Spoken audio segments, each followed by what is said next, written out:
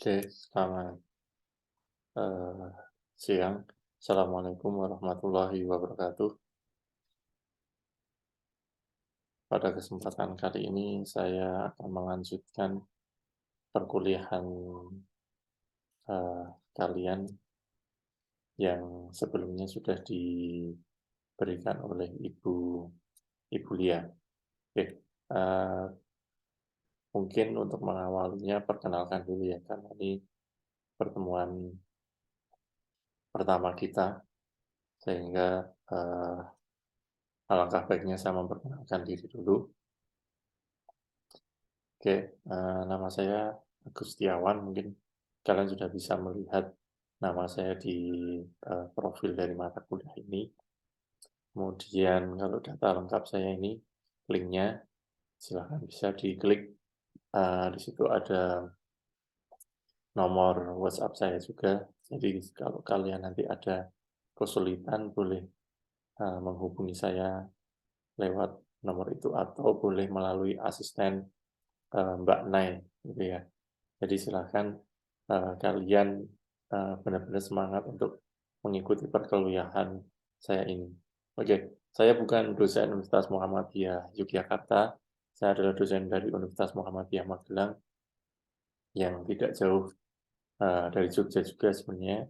Kemudian saya dulu S1 Pendidikan Teknik Informatika di UNY, S2 Teknik Elektro itu di UGM. Kemudian keahlian khusus yang saya tekuni, ini ada software engineering, kemudian human computer interaction, kemudian technopreneurship. Technopreneurship itu mungkin sekilas adalah uh, kewirausahaan yang berbasis teknologi. Gitu. Jadi silakan bagi kalian yang sedang mengembangkan usaha bisnis di bidang teknologi bisa diskusi dengan saya untuk menambah insight baru nantinya yang mungkin semoga kita bisa saling memberi manfaat. Oke, langsung saja mata kuliah ini mungkin semoga tidak membosankan ya bagi kalian. Saya coba merangkumkan dari materi yang sudah diupload di My Class. Apa itu analisis data? Kenapa kok analisis data itu penting? Karena memang data itu ya hanya sekedar data. Kalian mungkin tanya teman kalian bahwa tanggal lahir kamu tanggal berapa. Nah, kalian sudah catat itu. Tanpa kalian analisa, terus mau diapakan. Nah, itulah tugas kalian yang di mata kuliah ini diajari untuk memproses sebuah data itu untuk menjadi sebuah informasi tambahan yang mempunyai pandangan yang lebih untuk dimanfaatkan terlebih lagi nanti untuk merancang sebuah sistem yang sesuai dengan kebutuhan. Nah, kalau di definisi ini adalah ya analisis data ini adalah untuk mendapatkan data. Requirement gathering, requirement elicitation. Nah, itu suatu hal, tapi mengambil kesimpulan dari data itu adalah hal lain. Jadi, kenapa kok analisis data itu penting? Ya, pertama karena kesimpulan itu bisa salah. Kedua, karena kesimpulan dua atau lebih orang bisa berbeda-beda. Itu yang mungkin kita sering sebut dengan point of view, pandangan orang. Kayak kalian melihat gajah yang besar yang mungkin sudah banyak dianalogikan adalah kamu melihat apa binatangnya besar, dia cuma bilang besar aja, tidak bisa menjelaskan lebih detail dari objek yang telah dilihatnya. Nah, orang yang mendengarkan penjelasan itu bisa menganalogikan hal yang besar, apa besar dinosaurus. Nah, itu yang mungkin bisa membuat kesimpulan itu bisa saja tidak utuh. Nah, makanya analisis data itu penting. Nah, ini yang saya tadi sudah sampaikan, ada namanya insight. Insight itu apa? Informasi atau pengetahuan yang tidak terlihat secara langsung dari permukaan. Gitu. Kayak tadi, gajah itu permukaannya kayak gitu, tapi apa yang memberikan bahwa kalian cukup menyebutkan dua kata atau bahkan satu kata saja, orang lain sudah langsung memahami bahwa, oh, yang dia maksud adalah gajah. Itu sebenarnya bisa kita hubungkan juga dengan cara apa ya, pemahaman bahwa komunikasi itu bahasa tubuh itu kan seluruh dunia hampir sama. Iya itu mengangguk, kalau enggak itu kan menggeleng. Nah, itu salah satu uh, analisis yang sudah disepakati banyak orang. Tapi saat nanti kita menemukan data yang tentunya baru, karena data itu diambil dari human atau orang juga, nah itu bisa berkembang, dinamis gitu. Karena manusia itu sebenarnya sejatinya adalah makhluk yang dinamis, bukan makhluk yang statis. Kalian bisa melihat perkembangan sampai sekarang ini, ya kemauan manusia itu berubah-ubah, modelnya juga berubah. Tapi kita bisa pelajari polanya itu bisa berulang. Oke, nah bagaimana menganalisa data? Itu ada analisa data sederhana, itu merupakan cara analisis tanpa mengubah bentuk data. Kemudian analisis data deskriptif, yaitu dengan menganalisa kemudian mengubah bentuk data menjadi sebuah data baru, dideskripsikan. Kemudian analisis data inferensial. Nah, ini cara analisis yang mencoba menemukan insight tentang populasi berdasarkan data sampel. Mungkin kalian sering dengar statistika. Nah, ini contohnya. Data sederhana, ada data, kalian jadikan sebuah grafik, contoh simpelnya. Kemudian data deskriptif, ini statistik, ada mean, median, mode, mungkin kalian SMA, SMK, belajar matematika, diajari statistika ya. Dan inferensial, nah ini sudah kompleks ini. Oke. Nah, itu tadi mungkin hanya sekedar pengetahuan tambahan kalian yang kita pakai pada kesempatan kali ini masih untuk kita membahas sebuah insight, untuk membahas kita bagaimana membuat, karena kalian nanti itu kan sebagai analisis sistem harapannya nanti ya, banyak kalau kalian nanti lulus itu kan bisa menjadi apa ya, informatikawan yang macam-macam jenisnya. Nah, insight itu didapat dari apa? Yaitu adalah merangkum hasil interview atau observasi, kemudian dikelompokkan. Nah, itu ya kayak kalian lah. Kalian itu kan masih muda ya. Tentu kalian kalau dikasih masalah itu sebesar masalahnya orang tua kalian, tentu kalian belum bisa menyelesaikan sebaik orang tua kalian. Kenapa? Karena kalian belum bisa mendapatkan insight yang komprehensif orang tua kalian. Nah, itu kenapa? Karena belum terbiasa. Belum terbiasa apa? Merangkum hasil ini, interview atau observasi. Kemudian secara naluri kalian mengelompokkan hal tersebut.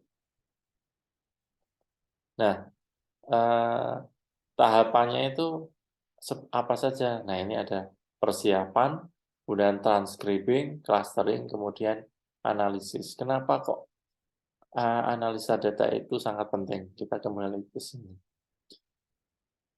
Orang itu punya insight yang berbeda-beda.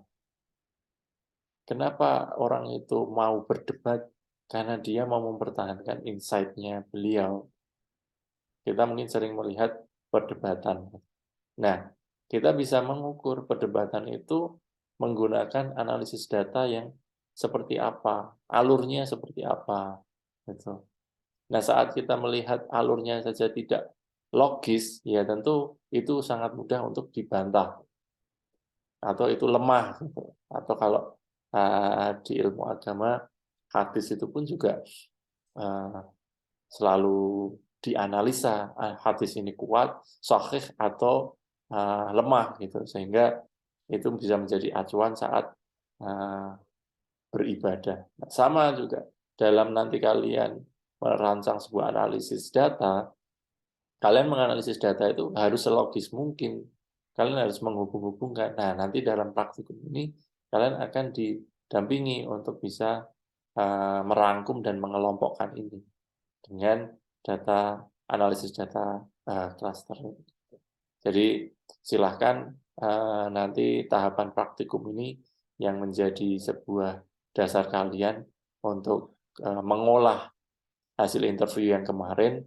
Kemudian kalau interview kemarin masih belum komprehensif, silahkan ditambah respondennya. Jangan-jangan respondennya juga malas ketemu kalian. Nah, itu kan perlu digali lebih. Kalian harus juga mulai peka ini.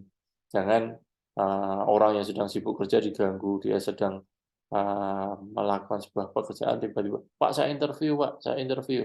Ya dia pasti juga tidak jenak. Kalian harus melakukan momentum, momen terbaik waktu untuk mewawancara seseorang.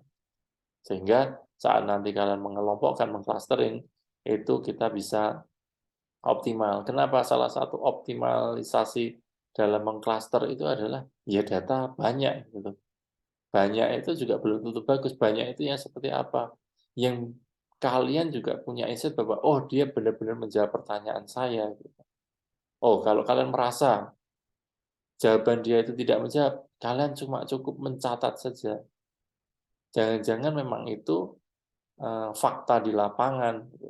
Jangan-jangan juga pertanyaan kalian memang susah dimengerti. Nah, itulah, insight atau analisis ini perlu melalui banyak tahapan. Kenapa? Belum tentu juga apa yang kalian lakukan benar, belum tentu juga kesimpulan kita benar, sehingga tadi ada data, kita pelajari, kita mengambil datanya seperti apa. Nah, itu yang perlu kita pahami. Nah, kalian nanti juga harusnya juga akan belajar namanya istilah verifikasi, validasi, uji reliable sebuah model pertanyaan gitu. Nah, sehingga interview ini juga mengajarkan kalian untuk bisa merangkum sebuah uh, jawaban dari seorang responden atau uh, interviewer atau interviewee gitu. Kayak gitu ya. Jadi nanti tahapannya seperti ini, praktikumnya yang akan kalian lakukan, sehingga tolong kalian benar-benar manfaatkan ini, apa itu persiapan, apa itu transcribing, apa itu clustering.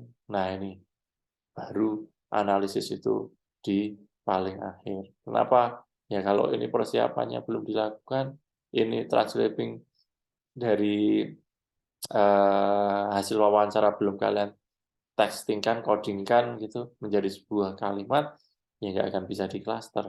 Nah, nanti tahapan cluster akan kita praktikumkan. Nah, tolong materinya dibaca dengan benar-benar, segala pertanyaan silahkan bisa melalui asisten, nanti jawabannya pun akan saya sampaikan. Semoga di Desember nanti kita bisa bertatap muka secara langsung, karena pada kesempatan kali ini saya belum bisa menghadiri kuliah secara luring. Oke, itu saja.